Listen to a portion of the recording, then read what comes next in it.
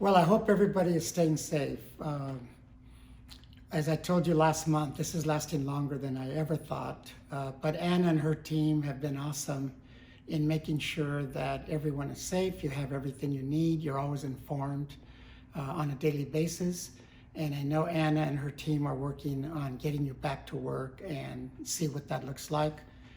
Always, safety will be first, and I think that it's coming along very well. I want to talk to you about what occurred in Minneapolis.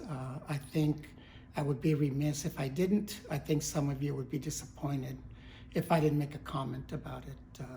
I think you all know that I'm not an engineer, contrary to everyone's beliefs, that I'm actually a sociology major, and I'm very proud of that. When we say make a difference where you live and where you work, you know that we mean that, and that's the DNA of this company. So given what's occurred in Minneapolis and now across the country, it's so very disappointing because it just doesn't change.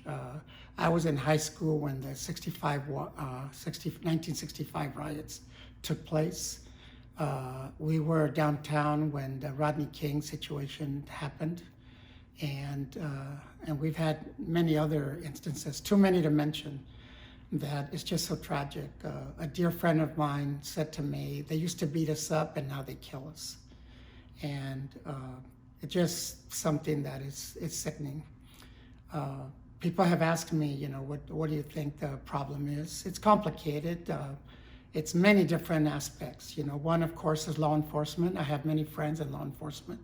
And they themselves tell me, from police chiefs to the person on the street, tell me that the admission standards are not very good, the background checks aren't very good, the training has a lot to be desired, and probably as important is that we're not monitoring police officers in their career along the way with respect to safety and their mental health. And all of that has got to change, and I think we know that. But beyond that, we have larger issues. We have economic disparity, we have the haves and have-nots, the income levels and the disparity between everyone is just so wide that it's got to cause a lot of problems and it's got to change. Now, what does that mean for us at Cordoba?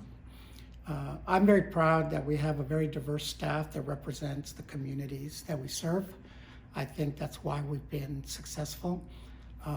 Externally, our philanthropy is about education. I've said that scholarships are an answer, that education is the great equalizer.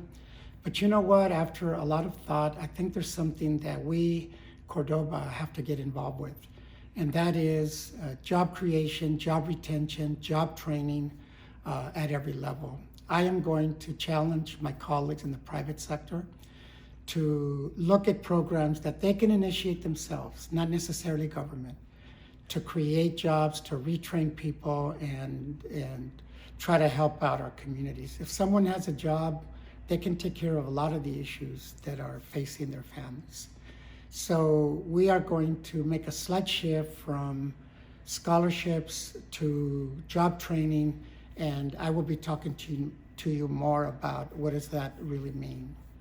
As for you, I would challenge you as well. What are you doing?